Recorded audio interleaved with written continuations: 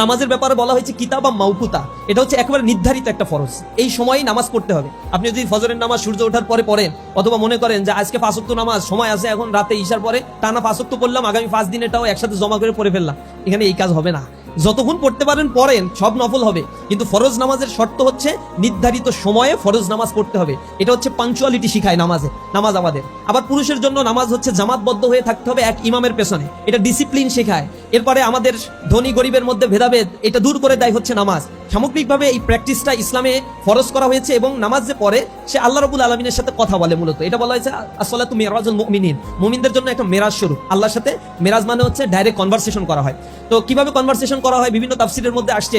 যখন আপনি দাঁড়িয়ে সূরা ফাতিহা পড়তে থাকেন, তখন আপনি যখন বলেন আলহামদু, সূরা ফাতিহার শুরুর শব্দটা, তখন আল্লাহ রাব্বুল আলামিন জিজ্ঞাসা করে লিমানিল হামদু ইয়া আবদি, তুমি কার প্রশংসা করছো এ বান্দা? তখন বান্দা বলে যে লিল্লাহ, আলহামদু লিল্লাহ, আমি প্রশংসা করছি আল্লাহ। আল্লাহ আবার বলে তুমি যার প্রশংসা করছো সে আল্লাহর কোনো পরিচয় আছে?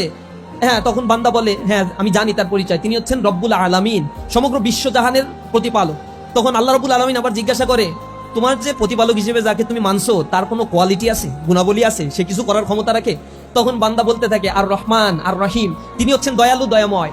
রহমান শব্দটা আরবি গ্রামার সম্বন্ধে যাদের ধারণা রয়েছে, মাদ্রাসা ব্যাকগ্রাউন্ড থেকে পড়েছেন, এর একটা ডেরিভেটিভ আছে। আরবি শব্দের অনেক ডেরিভেটিভ আছে, তার মধ্যে রুট যেগুলো এগুলোকে মাদ্দা বলা হয়।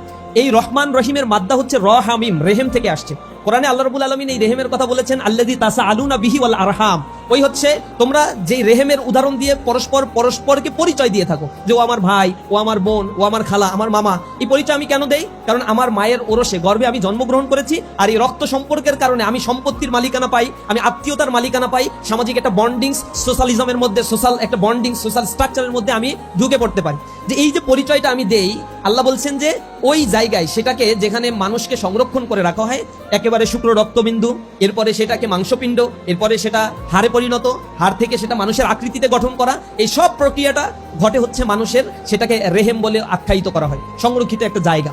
এই জায়গার কথা আল্লাহ রাব্বুল আলামিন উল্লেখ করেছেন, এবং সেটাকে রেহেম বলা হয়, র হামিম রেহেম। এই রেহেম হচ্ছে মূল ধাতু, তা থেকে আসছে রহমান আর রহিম। এখন পেটের মধ্যে যখন সন্তান থাকে মায়ের, তার খাদ্য কি থাকে? সন্তানের খাদ্য হচ্ছে নাভির মাধ্যমে রক্ত প্রবাহিত হয়, তার খাদ্য সার্কুলেটেড হয়, এইভাবেই খাদ্য হয়ে তারপরে সন্তানের চোখ হয়, মাথা তৈরি হয়, এরপরে হচ্ছে তার আরো সব বডির স্ট্রাকচার গুলো তৈরি হচ্ছে। তো ওইখানে আসলে এই জন্য মা আবেদন করে কিনা আল্লাহ রাব্বুল আলামিনের কাছে, আমার সন্তানের 2টা চোখ দিও, নাক দিও একটা, নাকের 2টা ছিদ্র দিও আল্লাহ, দয়া করে কান একটা 2টা দিও, একটা দিও, মানে একটা রেখে তাকে বাদ দিও না। এরকম আবেদন করার দরকার হয় না। কিডনি 2টা দিয়ে দেয়, এজন্য আবেদন করতে হয় না, এমনি এমনি এই গঠনটা হয়। তাহলে এই গঠনটা আসলে কে করে? এত সুনিপুণ ভাবে গঠন, অথচ একটা কিডনি রিপ্লেস করতে, চোখের একটা রেটিনা নষ্ট হয়ে গেলে এরপরে এর জন্য কত কোটি কোটি টাকা খরচ করে ফেলতে হয়, এরপরে পূর্বের অবস্থায় ফেরত আসা যায় না।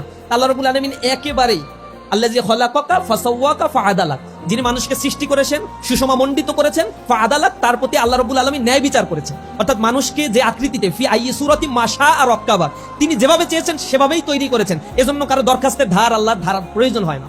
এখন ওই মায়ের গর্ভাশয়ের মধ্যে, গর্ভের মধ্যে যখন সন্তান লালন পালন হয়, এটার জন্য মায়ের কৃতিত্ব আর কতটুকু রয়েছে? সে তো রাতের বেলায় যখন ঘুমায়, আপনারা ঘুমাতে গেলে একটা দোয়া পড়েন না? দোয়াটা কি? আল্লাহুম্মা বিইসমিকা আমুতু ওয়া আহিয়া, আল্লাহ তোমার নামে আমি মৃত্যুবরণ করতে যাচ্ছি, আমাকে তুমি আবার বাঁচিয়ে দিও। আমুতু মরতে যাচ্ছি, আহিয়া মানে বাঁচাই দিও। এটা বলেই আমরা কিন্তু ঘুমাতে যাই, এটা হচ্ছে খণ্ডকালীন একটা মৃত্যু। এই যে মৃত্যুবরণ করতে যাই, তখন মায়ের গর্ভের মধ্যে যে সন্তান থাকে, মা উপর হয়ে শুয়ে থাকলে তো সন্তান মরে যাওয়ার কথা, ঠাসা লেগে মরে যাওয়ার কথা, কিন্তু এরকম তো কোনো সন্তান মারা যায় না। তাহলে তার রক্ষণাবেক্ষণের জন্য আল্লাহ রাব্বুল আলামিন ফেরেশতা নাজিল করেন, হাদিসের মধ্যে আসছে 70-এর অধিক ফেরেশতা আল্লাহ রাব্বুল আলামিন দিয়ে তাকে রক্ষণাবেক্ষণ করে থাকেন। তো ওই গর্ভের মধ্যে তার খাদ্য, তার রক্ষণাবেক্ষণের দায়িত্ব যে আল্লাহ রাব্বুল আলামিন যেভাবে গ্রহণ করে, কোন ব্যক্তি আল্লাহ রাব্বুল আলামিনকে যদি রব হিসেবে গ্রহণ করে নেয়, তাকে যদি রহমান রহিম হিসেবে গ্রহণ করে নেয়, আল্লাহ দুনিয়াতেও তাকে ওইভাবে রিজিকের ব্যবস্থা করেন যেমনি মায়ের পেটের মধ্যে ওই সন্তানকে আল্লাহ রাব্বুল আলামিন নিরাপত্তা এবং রিজিক দান করে দেয়। এই জন্য রবের পরিচয় হচ্ছে রহমান আর রহিম। এটা আরবি পড়লে এই শব্দগুলো যখন কোরআনে তেলাওয়াত করবেন নামাজের মধ্যে, তখন দেখবেন খুব প্রশান্তি মনে হয়। এই যে নামাজের মধ্যে আমি যখন এগুলো পড়ছি, আল্লাহ আমাকে কোশ্চেন করছে, আমি কোশ্চেনের আনসার দিচ্ছি, এমন একটা সুনিপুণ একটা বন্ধুত্ব আল্লাহ রাব্বুল আলামিনের সাথে হচ্ছে। এবং নামাজের মাধ্যমে বান্দা আল্লাহর কাছে সিজদায় গিয়ে বাংলায় চান, আরবিতে চান, হিন্দিতে চান, যা ইচ্ছা চান, সমস্যা নাই। নামাজে সিজদার মধ্যেই চাইতে হবে। নামাজ সালাত বলা হয়, এটা দোয়া।